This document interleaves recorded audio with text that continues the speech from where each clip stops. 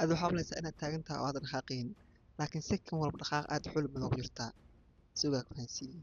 Hadda waxaa laga yaabaa inaad fadhiisato oo aad si degan moobilkaaga u fiirsanaysid, balse dhulka aad dul saaran tahay wuxuu agtiskiisa ku wareegayaa 1000 maalin saacadiiba, taas oo ka xawaaro badan codka.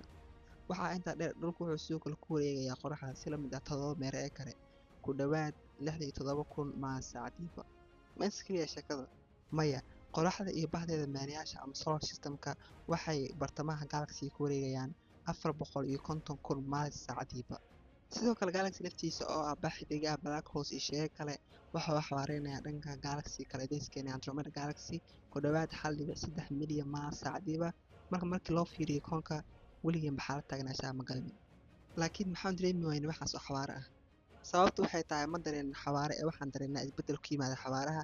Xawaarahaas aan kasoo hadalno dhammaantoodana waa kuwo joogto ah oo degan, taas oo ka dhigaysa inaan dareemin sida adigoo tareen saaran ama diyaarad hawada ku jirto. sidoo kale garaafka dhulka ayaa wax walba oo dhulka dul saaran ka dhigaya mid xasiloon. Markii loo fiiriyo dhulka waan gali karnaa xaalad taagnaansho ah. Waxaan rajeynayaa inaan fahnay haddii ay jiraan sheegasho inaan dhacdooyin aan la yaabtay ila soo wadaag si aan u aragno wuxuu cilmiga ka dhaho.